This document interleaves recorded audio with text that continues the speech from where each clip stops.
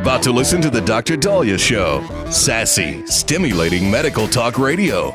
Any medical advice Dr. Daliah Wax gives on her show should not be substituted for an actual visit to your medical provider. And now, here's Dr. Daliah.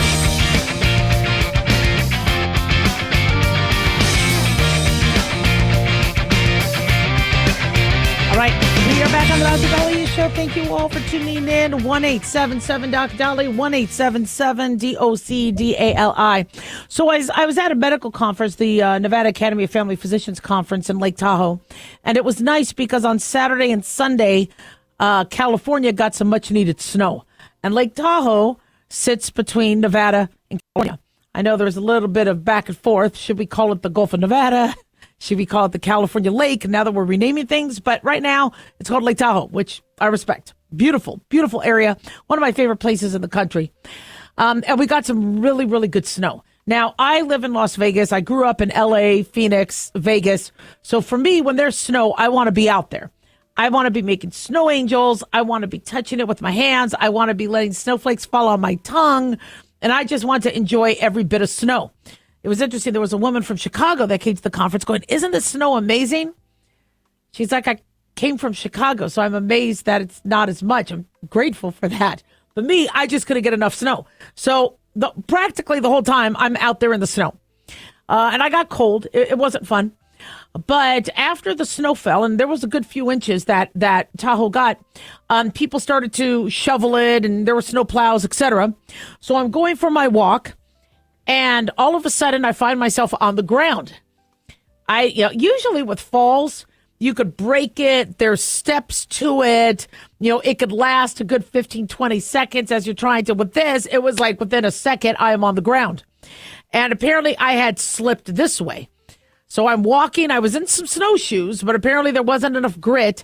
And I slipped, and I fell back, and I almost hit my head. But thank God my neck knew to hold my head. So my head didn't go back and hit the ground. And I was with my friend, and they were like, "Are you okay?" And I'm like, "Yeah." I was able to get up. Remember when I hurt my knee? I was on the ground for a while. That was in August. That was in my bathroom. But maybe because I had all this padding on, maybe my tushy got a little bigger, I was able to get up. I'm like, I feel fine. So, but I'm going to be careful. I'm a lot more careful because it looks like things are icy. Even if there's snow, I decided to walk on the snow so I wouldn't fall. Still, there's ice underneath the snow. So your foot goes through the snow and it could still be on ice that froze over. So you need to be very, very careful of the ice. And there's a lot of roads that aren't salted. That changes the freezing temperature threshold.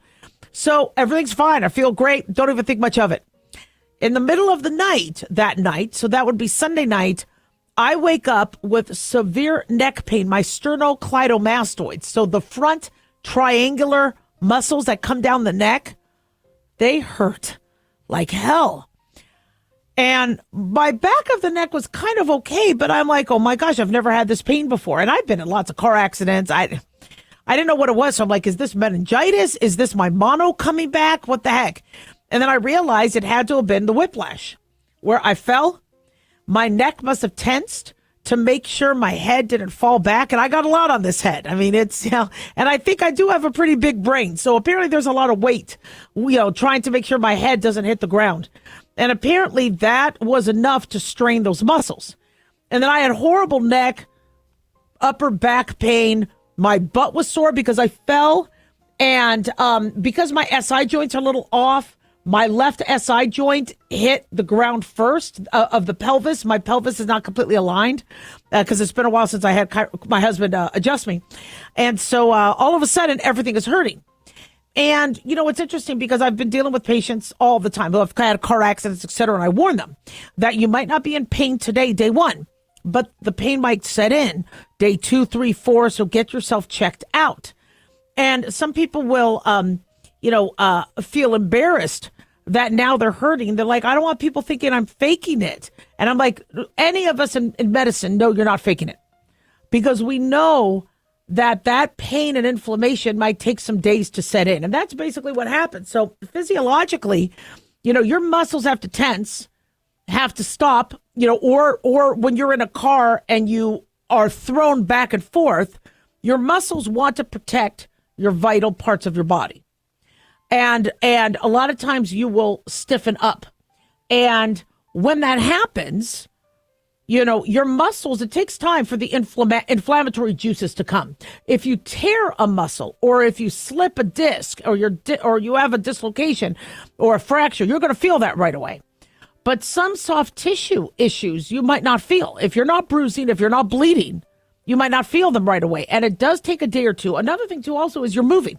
So I fall, I get back on my hike, and I'm walking, I'm moving, and I'm running back and forth and doing whatever I was doing. So I kept moving. And it wasn't until you're lying down and now your muscles have a chance to relax that then all of a sudden the inflammation sets in. And then as you have to get up and stretch, it starts to hurt. Just like with plantar fasciitis. For those of us that limp every morning when we get up, it's because that band of tissue on your foot relaxes when you sleep. All of a sudden you stretch it out to walk and now you're feeling it. So for whiplash injuries, I always recommend getting it checked out in person. You need to make sure you didn't have anything serious happen to your neck, your brain, your chest, back. So get yourself checked out. I like to alternate ice and heat or cool compresses. I don't want to frostbite myself, so I like cool compresses.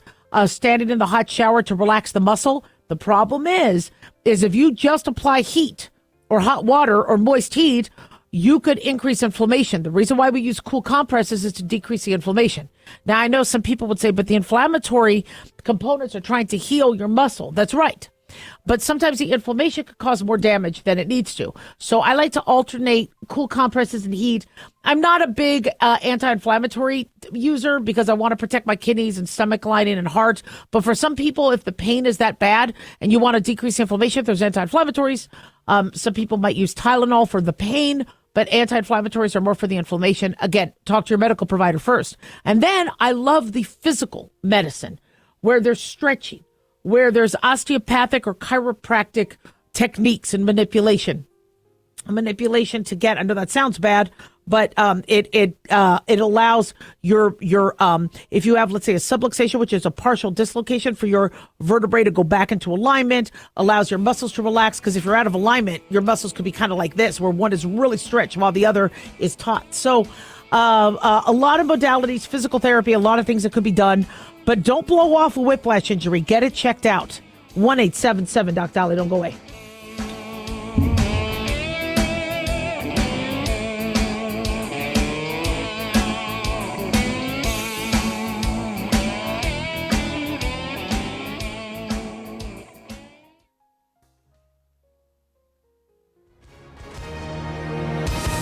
Hi, everyone. If you've been injured in an accident and think you deserve compensation, listen up. We have legal professionals standing by right now to answer your questions for free. They'll tell you if you have a case and how much it's potentially worth. Call 800-710-5100. I'm here with spokesman John Wolf. So, John, tell our listeners who should call right now. Well, Maria, first off, thank you for having me join you to answer the listeners' questions. Now, as far as who should call in, anyone who's been injured in an accident and think you deserve compensation, give us a call right now and find out how much your case is potentially worth. Call 800-710-5100.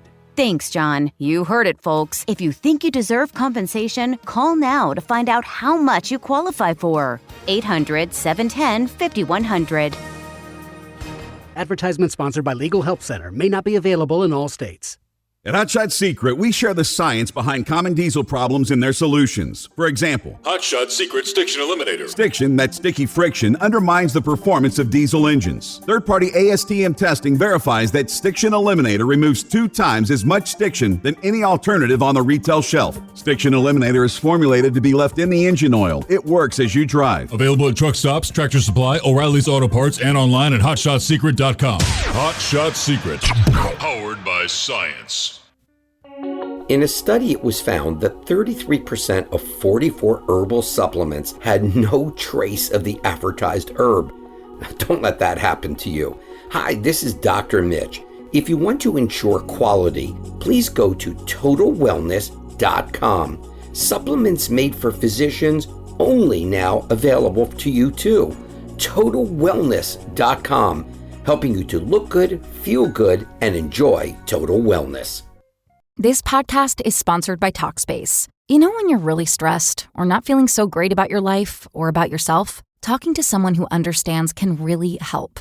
But who is that person? How do you find them? Where do you even start? Talkspace. Talkspace makes it easy to get the support you need. With Talkspace, you can go online, answer a few questions about your preferences, and be matched with a therapist. And because you'll meet your therapist online, you don't have to take time off work or arrange childcare. You'll meet on your schedule, wherever you feel most at ease. If you're depressed, stressed, struggling with a relationship, or if you want some counseling for you and your partner, or just need a little extra one-on-one support, Talkspace is here for you. Plus, Talkspace works with most major insurers, and most insured members have a $0 copay. No insurance? No problem. Now get $80 off of your first month with promo code SPACE80 when you go to Talkspace.com. Match with a licensed therapist today at Talkspace.com. Save $80 with code SPACE80 at Talkspace.com.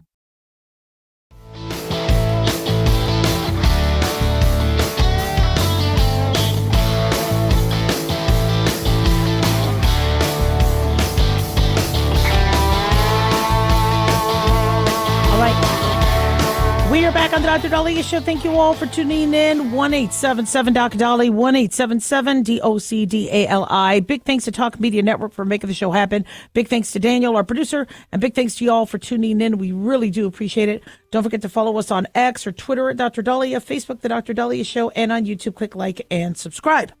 So we have a little bit more information on that doomed flight that happened last night at about 8:48 p.m., where an American Eagle jet, I believe through American Airlines, sustained a mid-air collision with a Black Hawk helicopter over the Potomac River, where they crashed and fell into the Potomac River. We believe all 64 individuals on the American Eagle, American Airlines flight, I believe also through PSA, we're hearing a lot of sub companies that work under the American Airlines umbrella. 60 passengers, 4 crew members on the American Eagle flight, and then 3 members of the military on the U.S. Army on the Black Hawk helicopter. So a total of 67 possible lives lost at this point. We are slowly getting information on some of those who were affected in the crash. The pilots of the American Eagle jet are Captain Jonathan Campos, 34 years old, and First Officer Sam Lilly. Both flight attendants that were on the tragic flight are revealed as Ian Epstein and Denasia Elder. Lilly, First Officer Samuel Lilly, was only 29 years old. And again, we still have hope. We still have hope that they could be found and that they're alive, but it seems grim, as if the plane was hit and fell into multiple parts, and the water temperature was about 34 degrees at the time. Many individuals will not sadly survive something like that, whether it's asphyxiation, drowning, hypothermia.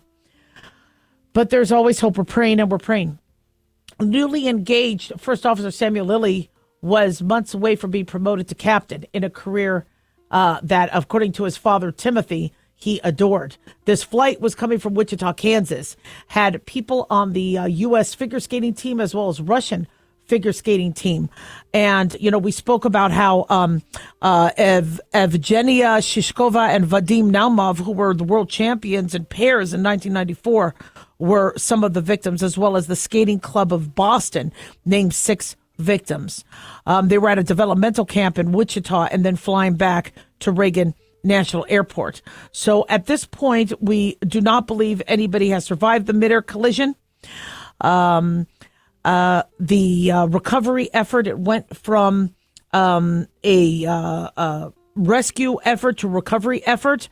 According to CNN, 28 bodies have been found so far. There's a total of 67 individuals missing. It's lawmakers were being told from DMV is receiving a briefing from FAA. Congressional delegations of the Washington metropolitan area are getting briefed on this collision. From what we understand, all hands are on deck. Pete Duffy, who just got nominated and confirmed and sworn in yesterday to become our new transportation secretary, replacing Pete Buttigieg, has been very actively involved. And then Pete Hegseth, who is now Department of Defense Secretary, is also investigating. He has said that a mistake was made. We aren't really clear on what that mistake was. So this is obviously a very, very, very fluid situation. Apparently, the Virginia School District is mourning the loss of multiple former students. Many of these individuals were a part of the Virginia School District. We don't have the names of all the victims at this time. So a lot of questions, how did this happen? When this first broke, it's interesting. A lot of times I go to Twitter first, because as these news outlets are, starting to find the right words and what to say, oftentimes people have video footage and there's, you're watching the video. So I got to see the video footage before the mainstream media put it up. And you saw, it's a very busy airport, Reagan National. And I've been there. I've flown into there. It's a beautiful airport. But, not to mention, in addition to the commercial planes, you have a lot of military presence. And so, whether it's the Pentagon or whether it's Army training, this was, from what we understand, an annual training flight, not necessarily meaning the pilots were learning how to fly. It was a training flight that's a part of the U.S. Army training.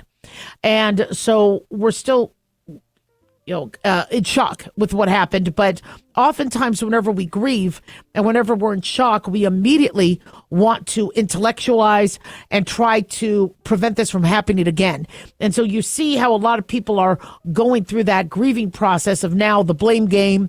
And it's a way people try to cope, saying, well, what we're going to do is we're going to help prevent the next one. They feel guilty.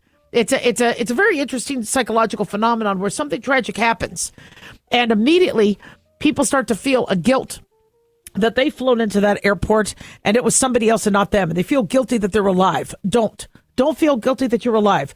This is you're people feel guilty for even thinking, that, oh, I was lucky I wasn't on that flight, or I listen.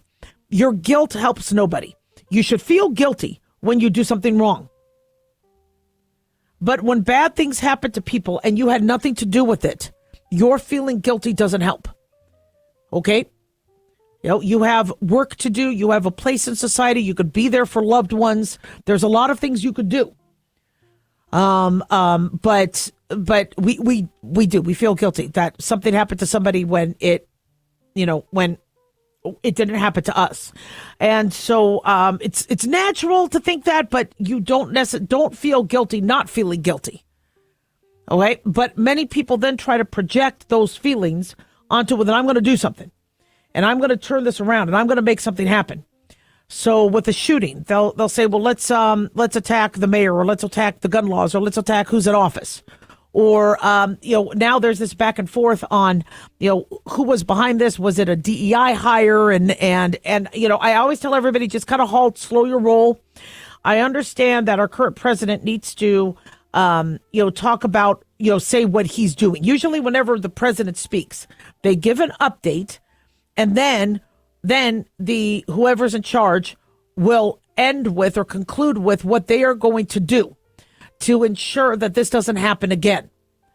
And so President Trump said he is going to make sure the standards of air traffic controllers, the standards of our military, the standards of our pilots are going to be the best of the best, so that can't cause an error. That can't be a part of the equation. And of course, it's, his comments are going to be drawing a lot of controversy. There'll be a lot of back and forth. But right now, everybody they should be in recovery mode. Let's get the individuals out of the water. Let's figure out what happened. And then from there, pick up the pieces. Just like with the wildfires, it's astounding the missteps that happened between the mayor and the governor. And from what we understand, people are ticked. They're going to be suing. They've lost their homes. They've lost all that vegetation. They've lost lives. And so it is natural for people to want answers and want a scapegoat and yell and scream, etc. But part of that process is so that this doesn't happen again. And so how do we prevent wildfires and the inability of fire hydrants to have enough water or to have any water? Well, you do better planning. You do better warnings. And then in terms of this, we have very busy airports. There are, I understand this was probably one of the worst disasters in 15 years. The plane crash, I believe, in Buffalo that happened in 2009. And then in 2001, there was a, I believe, was it an American Airlines? I forget which flight leaving New York had downed. There were people reporting they saw two lights going towards it, like almost that it was there. There's been some controversy and some theories that it was accidentally shot down by friendly missiles. Not friendly, sadly. But I don't know what the conclusion was for that flight. But when you look at the numbers, and it's a very, very hard thing to talk about, but relatively speaking, flying is very safe. We've had very few issues. Unfortunately, something like this should have never happened, and people don't feel safe until they know what went wrong. And people want to know what went wrong. Did somebody sleep on the job? Was the Black Hawk on a different frequency? Why were they on a different frequency? Does air traffic control have to go back and forth between two frequencies? Were there not enough air traffic controllers? Were they overworked? Is there not enough staff? Is there a labor shortage? Was there an issue with the plane, and that's why it wasn't at the proper elevation? These are answers that we need to know. 1-877-DOC-DALIAH.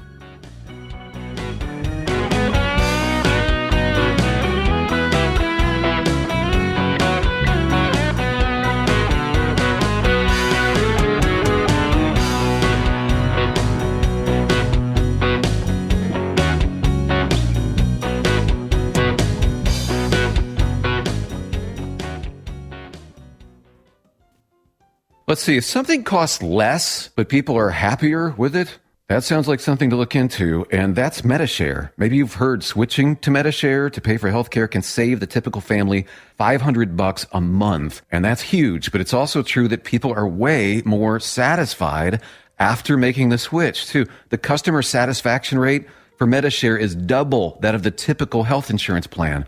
Double. MediShare works. It's been around for more than a quarter century, and members have shared more than $3 billion of each other's bills. People love having telehealth and a huge nationwide PPO network. So, yeah, you can save a ton and like it better. Imagine being happy with how you're taking care of your health care. So if you're self-employed or part of the gig economy, or you just want a plan you're happy with, you can call right now and get a price within 2 minutes. A very, very smart use of 2 minutes. Here's the number you need. 855-SHARE-40. That's 855-SHARE-40. 855-SHARE-40. This podcast is sponsored by Talkspace. You know when you're really stressed or not feeling so great about your life or about yourself? Talking to someone who understands can really help. But who is that person? How do you find them? Where do you even start? Talkspace. Talkspace makes it easy to get the support you need. With Talkspace, you can go online, answer a few questions about your preferences, and be matched with a therapist. And because you'll meet your therapist online, you don't have to take time off work or arrange childcare. You'll meet on your schedule, wherever you feel most at ease. If you're depressed, stressed, struggling with a relationship, or if you want some counseling for you and your partner, or just need a little extra one-on-one support, Talkspace is here for you. Plus, Talkspace works with most major insurers, and most insured members have a $0 copay. No insurance? No problem. Now get $80 off of your first month with promo code SPACE80 when you go to Talkspace.com. Match with a licensed therapist today at Talkspace.com. Save $80 with code SPACE80 at Talkspace.com.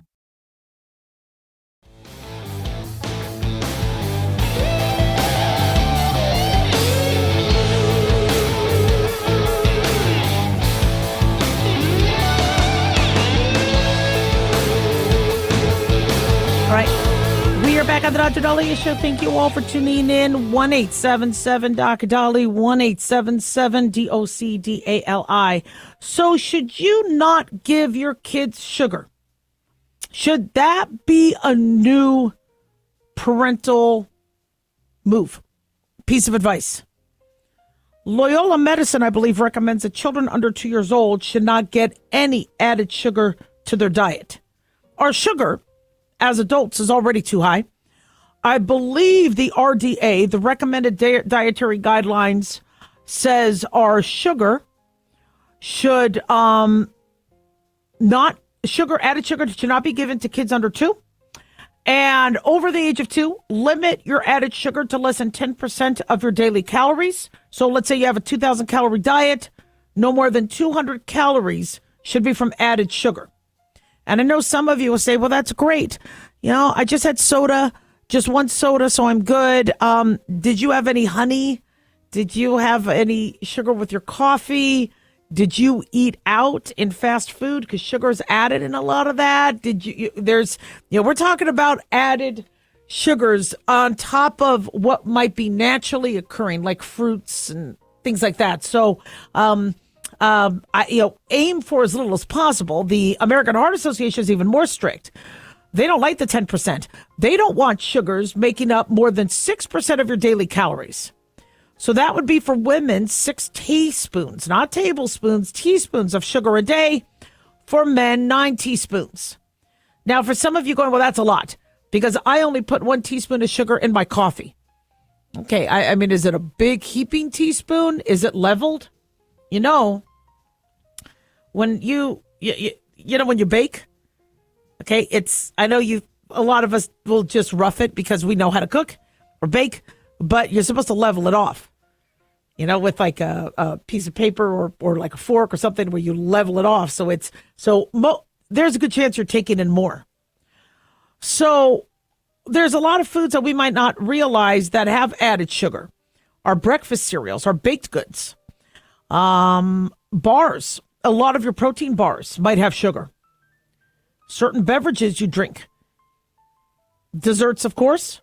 Yogurt might have sugar.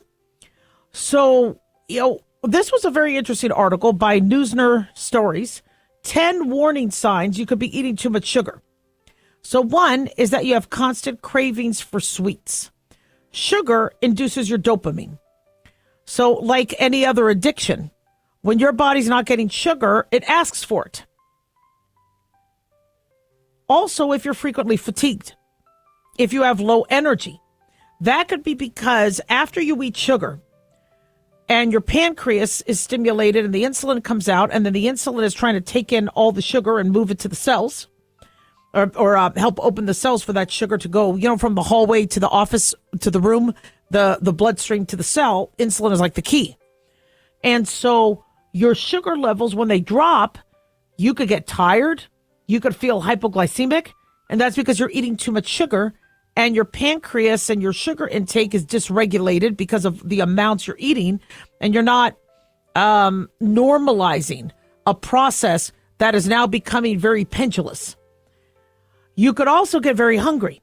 A lot of people that eat sugar feel like they're starving, and they just ate.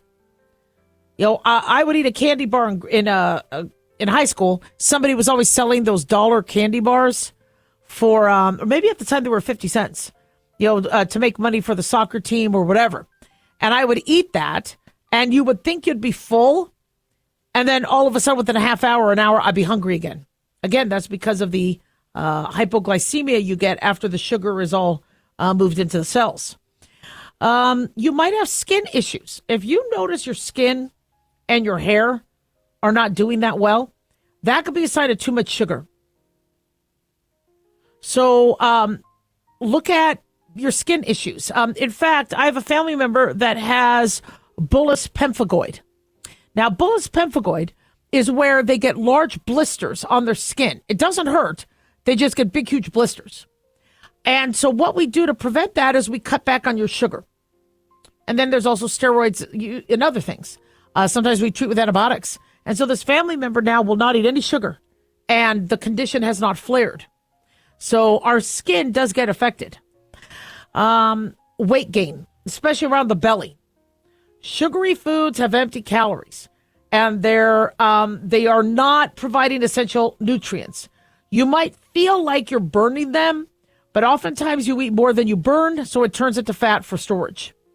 Very interestingly, sugar will incite inflammation. The reason why we worry about diabetes and heart disease is because these sugar molecules can induce inflammation, and inflammation could put you at risk for heart disease as well as other things. Well, it also can make your joint pain and stiffness worse.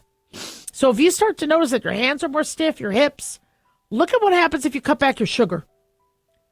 Brain fog, trouble focusing, they also list. Very difficult to concentrate when you have higher sugar levels. It does impair your brain function, can do so not only temporarily, but long term. So make sure you look at that. Also, too much sugar could affect your gut. So if a lot of you have frequent bloating or digestive issues, saying, yeah, I think it's because I'm eating the vegetables, so I need to cut back on my vegetables, try cutting back on your sugar first and maybe increase your fiber, and that might help. People who have too much sugar in their system may also have more frequent colds and infections. Sugar is very sticky and it's very large, and it clogs up arteries. It clogs up your kidneys. It's even though I know sugar dissolves in water, etc., but the molecules are still large, and these things can interfere with inflammatory cells that need to get where they need to go. And also, sometimes the high sugar state prevents you from having a more robust immune system. So if you're noticing you're getting sick a lot more, cut back on your sugar. And of course, get yourself checked for diabetes and other things. And interestingly, this is a biggie. Your sugary meal and dessert or late night cappuccino or your late night alcohol can cause you to have trouble sleeping. A heavy sugar diet can disrupt your sleep patterns. So you can improve your sleep quality by cutting back on your sugar.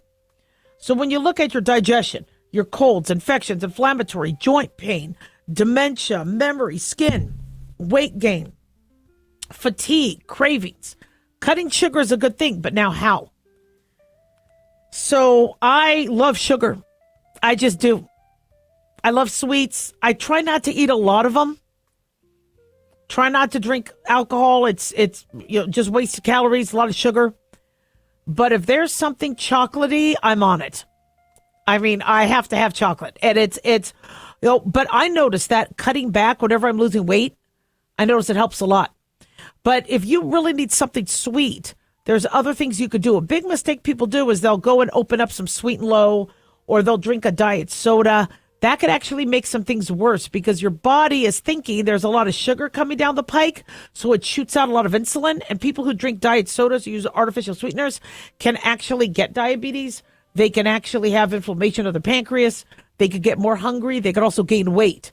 So I wouldn't do an artificial sweetener. What I would do is, eat some grapes, or maybe have a little bit of honey, or maybe eat some raisins, have some fruit.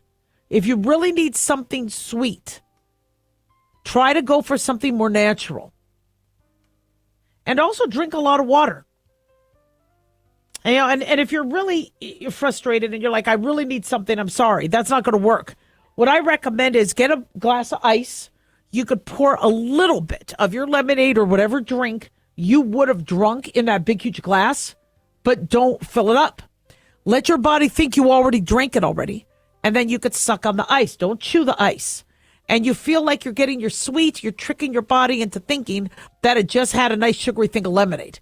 Now, you really need to train yourself into thinking sugar is bad. I have a friend who had cancer. And she's like, if I eat sugar, my cancer comes back. So that's why I'm not eating sugar. And so it's you kind of need to retrain your brain to not look at sugar. 1-877 Doc Daliah.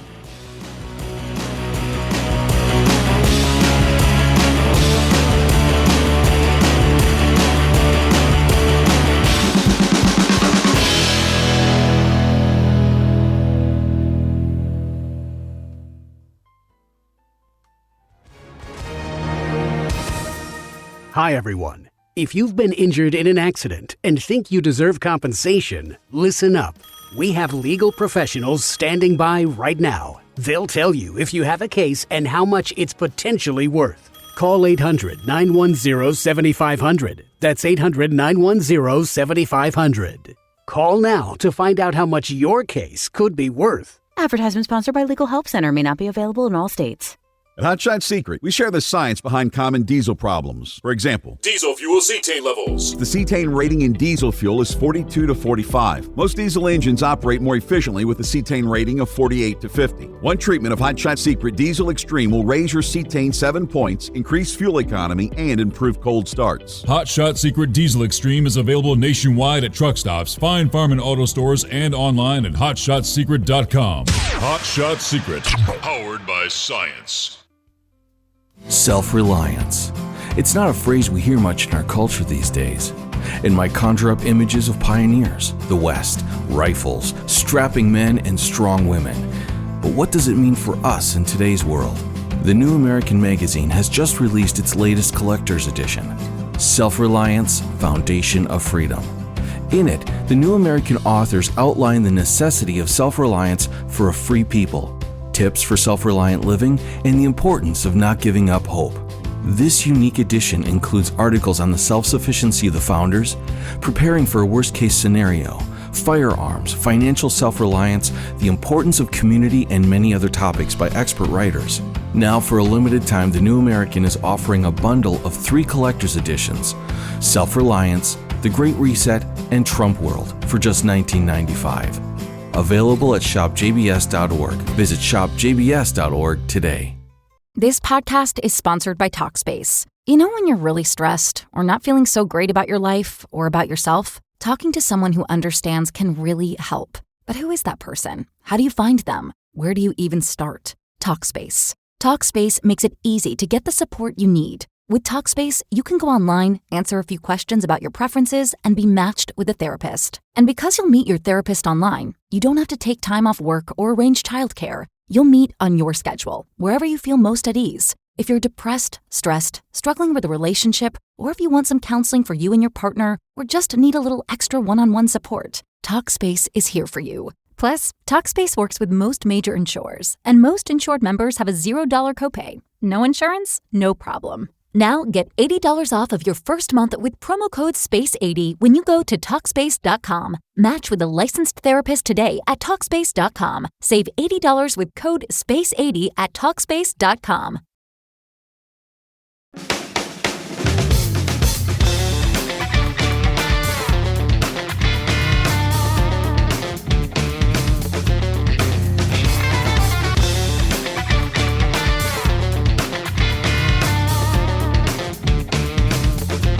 All right, we are back on the Dr. Daliah Show. Thank you all for tuning in. 1-877-Dr. Dali, 1-877-DOCDALI. So I'm sure many of you have seen this headline where bosses are firing Gen Z grads just months after hiring them, complaining they're difficult to work with. They're all talk, no action. And in a report reported by Fortune magazine, 6 in 10 employers say they have already sacked some of the Gen Z workers that they hired fresh out of college. Intelligent.com is a platform dedicated, they say, to helping young professionals navigate the future of work, surveyed 1,000 U.S. leaders. It found that the class of 2024 shortcomings are impacting future grads. They say there's a lot of issues they're having with new young hires, and 1 in 6 bosses are now hesitant to hire recent college grads again. 1 in 7 bosses admitted that they may avoid hiring them altogether next year. 3/4 of the companies surveyed said some or all of their recent graduate hires were unsatisfactory in some way. Now, this is, this is something that we've been seeing a huge trend of. Now, keep in mind, if many bosses are baby boomers or Gen X, we have a much different frame of reference. Our work ethic was much different. And Gen Zs grew up in a much different world than we did. And so I have to keep talking to my kids about this, not to mention also learning that their world is a little different. I would never show up to work late. I would always show up 15 minutes to a half hour early. That's just what you did. You can't do that, Mom. They don't want you there. They think you're trying to clock in and make extra money, so you only show up at your time. I go, well, then sit in your car, and then, but ask your boss, do they want you there early or not? So you still get credit for having that, gumption, having that work ethic. But they say bosses don't like Gen Z. They think they're unprofessional. They think they're unorganized. They think they have poor communication skills. And that's a concern, especially since their college education is pretty flippin' expensive. But I got to tell you, even when I went to college, they didn't teach you professionalism. They didn't teach you that stuff. What happened when I went to college is if I wanted to pass, And if I wanted to get A's, then I had to bust a move. I had to be professional. I had to be organized. And I had to have stellar communication skills. Well, now you could get your degree with your eyes closed for some of these degrees. And so how somebody could make it through and then not display that at work. And I was even complaining that real life is not the same as college. And I remember complaining in the 90s, this is not how, because I was working while I was in college. And I would be seeing some things taught in college going, not exactly. This is what bosses want. And so maybe one issue is a lot of Gen Zs have not worked in fast food, have not waited tables, have not babysat, have not tutored, have not worked front desk, have not worked secretarial, or now we call them assistant jobs in clerical. So for me, I was really prepared because by the time, I went to medical school, or by the time I wanted to get a job waiting tables while I was in medical school, or a job to work in the ER while I was still in training in residency, because you could get a job after 1 year of training in Arizona at the time. I had done so many jobs that you learn your boss, you learn your coworkers, you read the room, and you do the best job possible. And if you don't know how to do something, you ask questions and you study and you learn. But I'm not exactly sure what the Gen Zs are getting. And so motivation and initiative is a biggie. They say employers don't like that their lack of motivation or initiative. They're being told to do something. Now, this is our fault. So many of us who have taken initiative, we stuck our head up, so we got our head cut off. So now a lot of the advice given is lay low. I worked in a place where coworkers said, you make us look bad. And I go, you're joking. No, they go, no, we're not joking. Stop it. Just clock in, clock out.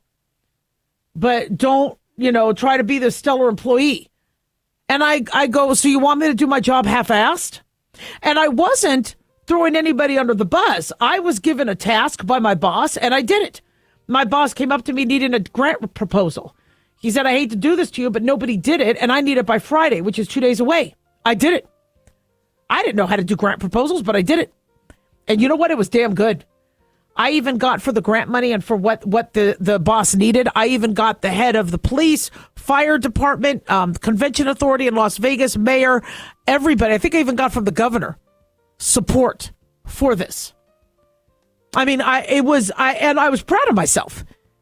And I understand how that might have made other people look bad because they didn't think about what I thought. And I wasn't trying to make anybody look bad. Just what needs fixing, let me do it, and we'll all work together. We'll all fill in the gaps, and you guys will fill in my gaps. But Gen Z has learned that that's a great way to get fired. I don't know who the hell, taught them that. But if you work for a toxic work environment, and I have worked for toxic work environments, not doing anything and laying low apparently gets people longevity. Now, that's been a stereotype, sadly, with federal government workers. And Donald Trump wants to change that. So also now the unpreparedness. Leaders say they've struggled with the latest generation's tangible challenges, like being late to work, being late to meetings, not wearing office-appropriate clothing. Are you kidding me? Using language appropriate for the workspace. How do you get through college without knowing how to do that? More than half of hiring managers have come to the conclusion that college grads are unprepared for the world of work. 20% say they can't handle the workload.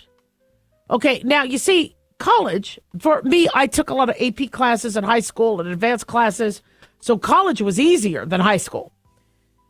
And then medical school, that was tough. But I was so used to working hard that it wasn't as tough that, such that when I did leave medical school and I had to work, it really wasn't that bad. In fact, it was easier than school. But school's not tough anymore. They say Michigan State University is teaching students how to handle a networking conversation, including how to look for signs that the other party is starting to get bored and how it's time to move on. A high school in London is trialing a 12-hour school day to prepare pupils for adult life. So, I think we need to really look at what we're teaching kids, and we need to get kids to work jobs early on. It used to be they would work in fast food or ice cream shop or at the mall. Now it's different. And so we need to figure out how, because in order for them to really understand the workplace environment, they need to hold a job. And if many people's first job is after they get out of college and they think, okay, I need to be making six figures now, nobody's going to pay you six figures for not working or coming late or not having initiative. And if you don't know, ask your boss. Say, look, I want to make a good impression. I want to do what needs to be done, but I also don't want to step on people's toes. I also don't want to wait for tasks. If that's what I'm supposed to do, you hand me something, I do it, I'll do it. But if you want me to take initiative, let me know that, because I just don't want to step on people's toes, and I don't want to overstep, and I don't want to, be deemed, doing something wrong, but I want to do this right. And so I want to learn from you. And I think having that conversation is something we should probably teach students to do. 1-877 Doc Daliah.